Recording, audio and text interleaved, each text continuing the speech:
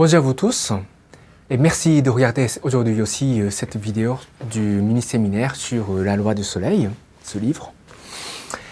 Donc nous allons continuer la lecture de ce livre, chapitre 2, la vérité parle, et aujourd'hui c'est la section 5, la formation des esprits gardiens et des esprits guides.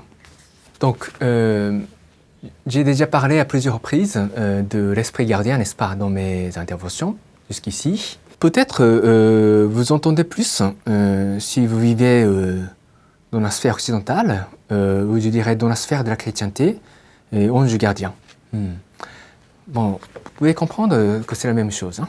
Ange gardien, esprit gardien, c'est la même chose. C'est une existence qui vous protège depuis un monde invisible. Ok. Maître Okawa dit ici, un esprit gardien est assigné à chaque personne. Donc, chacun a son esprit gardien, immanquablement. Parfois, cet esprit gardien s'endort. Parfois, il n'est pas vraiment à côté de vous. Ça dépend aussi de la manière dont vous vivez. Vous avez vécu jusqu'ici. Parce que vous pouvez vous imaginer l'esprit gardien pour quelqu'un d'autre. Si cette personne n'est jamais à l'écoute de tous vos conseils, au bout d'un certain moment, vous vous fâchez et puis, bon, fais ce que tu veux. Et puis, donc, vous faites ce que vous avez à faire dans le monde spirituel. Donc, c'est probable aussi. Mais déjà, c'est la règle. Qu'une personne vivant sur Terre se voit dotée d'un esprit gardien. C'est la règle universelle. Okay? Déjà une chose. Et il dit, pourquoi et comment des esprits gardiens, résidant dans le monde réel, sont-ils venus à protéger les êtres humains incarnés? Je vais maintenant en révéler le secret. Donc le secret va être révélé. Moi, je ne vais pas lire parce que c'est une longue explication, mais je vais résumer. Il y a bien longtemps, hein, c'est-à-dire il y a plus de 120 millions d'années, hein, je ne sais pas si vous vous rappelez de ce chiffre de 120 millions d'années, c'est l'époque un des grands anges du ciel qui s'appelait Lucifer est tombé en enfer et a commencé à construire son empire de l'enfer contre Dieu, le Créateur. Donc jusqu'à ce moment-là, les êtres humains vivant sur Terre avaient, je dirais, un cœur pur et capable de communiquer directement avec les esprits qui résident dans le ciel, dans le monde céleste, de sorte qu'ils n'avaient pas besoin d'être protégés par les esprits gardiens. Mais au moment où Lucifer est tombé en enfer, donc il a créé donc un empire de l'enfer pour s'opposer à Dieu. Et la raison principale était la jalousie, paraît-il. Et c'est à ce moment-là que beaucoup de personnes commencent à finir en enfer. Et ces êtres qui souffrent en enfer peuvent revenir sur Terre lorsque les êtres vivant sur Terre nourrissent des pensées ou des vibrations au niveau de pensée qui s'accordent à l'enfer. Et ils peuvent revenir sur Terre pour posséder ces êtres. Et c'est ainsi que ces êtres possédés vont finir en enfer. Et c'est comme ça que s'est installé un certain cycle de l'expansion de l'enfer, avec l'accroissement de la population infernale. Et c'est dans cette situation qu'il y a eu une certaine réunion entre les grands esprits au sommet du ciel pour apporter des solutions à cette situation. Donc je vais lire certains passages concernant cet aspect. Devant cette situation, les esprits guides de lumière ont tenu dans le monde céleste une assemblée d'urgence afin d'étudier les mesures nécessaires. Ils adoptèrent finalement les propositions d'Amor, l'esprit connu actuellement sous le nom de Jésus-Christ, et prirent 3 mesures. 1. Pour éviter la domination totale des esprits malins, en principe, les êtres humains ne pourront plus dorénavant communiquer directement avec le monde spirituel. Ils seront encouragés à se fier à leur propre conscience pour parfaire leur vie dans le monde matériel. 2. Au moment de sa naissance terrestre, chaque individu se verra attribuer un esprit gardien qui le protégera des tentations de l'enfer. 3. Afin que les êtres humains n'oublient pas complètement leur origine spirituelle, de grands esprits guides de lumière seront régulièrement envoyés dans le monde terrestre pour y fonder des religions et leur parler de l'existence du monde réel situé dans l'au-delà. À partir de cette résolution, ces 3 mesures furent observées pendant plus de 100 millions d'années. Mais le royaume de l'enfer prit une telle ampleur qu'il devint difficile pour un seul esprit gardien d'assurer la protection fiable d'une personne incarnée. Voilà, c'est comme ça qu'un esprit gardien est assigné à chacun d'entre nous. Le secret de l'histoire humaine sur notre planète. Donc c'était sous l'initiation de Jésus-Christ, où l'esprit originel de Jésus-Christ, qui s'appelait Amol, que 3 mesures ont été adoptées. Donc déjà, cet aspect est intéressant peut-être. Même dans le monde céleste, il y a une sorte de principe démocratique entre les dieux. Souvent, dans les religions traditionnelles, c'est qu'il y a un seul Dieu qui décide tout seul, et puis voilà, il y a un verdict, il y a un ordre, et c'est comme ça la règle. Mais la loi de soleil révèle que ce n'est pas si simple que ça. Il y a beaucoup d'esprits guides. Bien sûr, le Dieu suprême, c'est El Kantaré. Mais El Kantaré a invité et a éduqué beaucoup d'esprits guides pour que ces esprits guides puissent continuer à progresser en tant que guide, en tant que grand guide de l'humanité. Donc il y a un principe de la démocratie. Et même les grands esprits hésitent, en quelque sorte, dans la manière de guider les êtres humains sur Terre. Il y a des essais qui s'effectuent, il y a des expérimentations, en quelque sorte, pour savoir quelle modalité est mieux adaptée pour mieux guider les êtres humains. Il y a toujours ces tentatives au niveau des grands esprits ou au niveau des dieux. Donc il y a eu 3 mesures. Donc d'abord, les êtres humains, depuis lors, ont perdu en quelque sorte leur capacité de communiquer directement avec le monde spirituel. Donc c'était également une mesure divine qui permet aux humains, plus ou moins aveugles, spirituellement, pour pouvoir survivre dans ce monde sans être totalement dominés par les esprits malins de l'enfer. Cela veut dire que si on était totalement ouvert, si notre canal était totalement ouvert, c'est très facile d'être dominé par les esprits malins. Et le deuxième aspect, c'est la règle qu'il y a un esprit gardien pour chacun. Troisième règle, je dirais que c'est le principe des religions.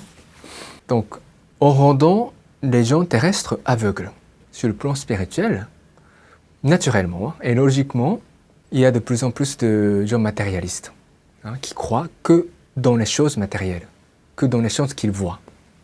Et c'est pas bien parce qu'ils sont littéralement aveugles, donc ce n'est pas bien. Donc, il a été décidé que, avec un certain intervalle, des esprits guides sont envoyés dans ce monde terrestre pour fonder une école d'éducation spirituelle, pour éduquer les gens et pour, instaurer un certain système social pour essayer d'éviter à ce que les gens deviennent matérialistes. Parce que les matérialistes, ce sont des gens ignorants de la spiritualité de leur existence. Donc, ils ne vont pas pouvoir réussir dans leur vie, au sens véritable. Mais même avec ces mesures, ça devient difficile pour un esprit gardien de protéger les humains sur Terre. Moi, j'ai déjà donné un exemple. L'enfer devient de plus en plus important. Et de nos jours maintenant, surtout, les religions perdent leur pouvoir et l'éducation a tendance à devenir de plus en plus matérialiste, en s'appuyant uniquement sur la science. Matérialiste, je dirais, parce que la science elle-même n'est pas matérialiste. La science, c'est l'exploration de l'inconnu. Apicience réclame que la science future sera forcément la science de l'esprit. Voilà, donc il y a un grand risque à l'échelle mondiale actuelle que un nombre massif des gens va devenir matérialiste et va finir en enfer. Déjà maintenant, Maître Okawa nous dit, la moitié des gens qui meurent de nos jours finissent en enfer. La moitié. Vous vous rendez compte? S'il y a 10 personnes autour de vous, 5 personnes finissent en enfer. C'est terrible. Tellement le sens commun est erroné de nos jours. Et c'est au niveau basique, c'est au niveau basique de la manière dont on reconnaît un être humain. Et il y a un autre problème qui résulte de ce système de la fondation des religions par des grands esprits guides avec un certain intervalle. C'est le conflit interreligieux. C'est quelque chose que vous connaissez tous. Alors je vais lire ce passage. Et pire encore, des conflits interreligieux se multiplièrent, comme effet secondaire, en nombreuses vagues de création successives de nouvelles religions, à intervalles périodiques, par les divers esprits guides de lumière. Satan et ses démons saisirent cette opportunité pour s'introduire dans le cœur de chefs religieux, déformant leurs enseignements et multipliant ainsi la confusion dans le monde terrestre. Voilà, c'est vraiment la situation qu'on constate de nos jours. Il y a aussi un aspect, en quelque sorte, de l'ego, de la part de ces esprits guides de lumière qui font de leur religion. Et j'ai dit ego, mais peut-être limite de compréhension. Parce que les esprits guides de lumière, quand ils s'incarnent sur Terre, ils doivent, même avec leur mission sacrée, ils doivent commencer leur vie à partir de zéro, en tant que bébé. Et même sans finir en enfer, leurs enseignements sacrés, certes sacrés, qu'ils ont reçus du ciel, même leurs enseignements sont limités. Sacrés mais limités. Limités par, j'ai dit ça déjà, limités par le caractère de ces grands esprits guides de lumière qui se sont incarnés à une certaine époque donnée, avec un certain caractère qui leur est propre. Mettre l'accent sur ça au lieu de ça. De sorte que, avec le temps, ce caractère dans leurs enseignements peut devenir un obstacle. Donc, chaque religion est sacrée mais limitée. Donc, c'est ça le grand défi de l'humanité. Et un des objectifs de la puissance, c'est d'apporter des solutions à ce conflit interreligieux. Et c'est comme ça qu'il y a un autre système qui s'ajoute à celui de l'esprit gardien. Il dit, si la mission de celui qui s'est incarné est importante au point de proscrire l'éventualité d'un échec, on lui assigne un esprit guide expert du domaine dans lequel la personne est censée se réaliser. Voilà. Donc, un esprit guide n'est pas assigné automatiquement à chacun de nous. Il y a forcément un esprit gardien, ok? Mais l'esprit guide vient nous aider seulement lorsque on en a besoin. C'est-à-dire, lorsque vous portez une mission très importante, importante pas seulement pour vous, mais importante pour le dessein de Dieu, en quelque sorte. Et je continue. C'est ainsi que le système des esprits gardiens et des esprits guides fut établi. Bien que les êtres humains menant une existence terrestre continuent à se laisser influencer et manipuler par les esprits infernaux. Voilà, donc c'est le constat honnête depuis le monde céleste, dans les yeux de Dieu de la terre. Les systèmes sont instaurés, mais ça ne marche pas vraiment. Voilà, ça ne marche pas trop. Ça ne marche pas trop. Ce monde terrestre est un champ d'entraînement pour chacun d'entre nous. Et c'est également un champ d'expérimentation pour les dieux. C'est une école pour chacun d'entre nous, mais cette école elle-même se construit au fur et à mesure, en quelque sorte. Le Dieu de la Terre essaie diverses méthodes à la recherche d'une meilleure méthode pour permettre à chacun d'entre nous d'effectuer un apprentissage efficace lors de chacune de nos incarnations. Okay? Et les esprits guides de lumière font leur mieux aussi pour aider ce dessein du Dieu de la Terre. Et ils apportent leur part. Des esprits guides de lumière ne sont pas toujours des chefs religieux. Comme par exemple le Mahatma Gandhi, le grand guide de l'indépendance de l'Inde, était aussi un grand esprit. Mais il n'est pas vraiment considéré comme un chef religieux, n'est-ce pas? Il n'a pas fondé une religion. John Lennon n'était pas un chef religieux. Il avait peut-être une influence assez religieuse, on va dire. Mais ce n'était pas un chef religieux. Un certain cinéaste qui ont réalisé de grandes œuvres de films, comme Stan Lee, apparemment, Stan Lee était aussi une émanation d'une partie d'un esprit à 9 dimensions qui était appelé jadis sous le nom de Zeus. Donc comme ça, c'est varié.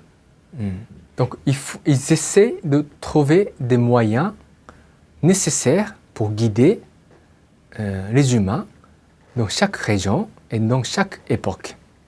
Donc avec apicience, les êtres humains ont maintenant la possibilité de prendre le recul avec la religion, au sens positif, pas au sens négatif, en devenant matérialiste et athée. Dieu existe, les anges existent, le ciel existe, les esprits existent. Nous avons une vie éternelle, incluant nos vies antérieures, notre vie présente et nos vies futures. Tout ça, c'est vrai.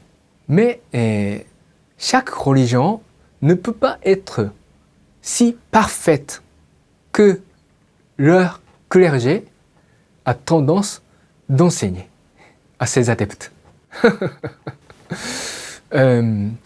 Bâtir une religion parfaite et complète pour toujours, c'est un défi pratiquement impossible. Apicience se veut une religion complète, parce que fondée directement par le Dieu de la Terre. Ce n'est pas fondé par un de ces esprits guides de lumière. Et la raison pour laquelle Dieu de la Terre enseigne cette religion directement, c'est que le problème de l'humanité est aussi à l'échelle mondiale. Donc c'est une opportunité et c'est également un défi. Si l'humanité dans son ensemble s'engouffre dans les ténèbres, ou si l'humanité peut passer à une prochaine étape en tant que terrien, en tant que peuple de cette planète Terre, pour fonder une nouvelle civilisation collective, dans laquelle chacun s'aime, vit harmonieusement et, se valorise mutuellement. Mais même cette apicience, au niveau de l'organisation, ne peut pas être parfait. Moi, je me situe à la source de cette organisation, n'est-ce pas là? Je travaille en tant que faisant partie de la clergé et travaillant au siège. Mais je vois combien il est difficile, ou pratiquement impossible, je dirais, de instaurer une organisation parfaite en tant que religion. Donc, chacun est invité à saisir l'essentiel de l'enseignement et saisir l'essentiel de l'objectif de chaque enseignement et saisir l'essentiel du mouvement. Pourquoi on fait ça? Pourquoi on fait ce mouvement? Pourquoi le mouvement a besoin de s'élargir au niveau mondial? L'objectif.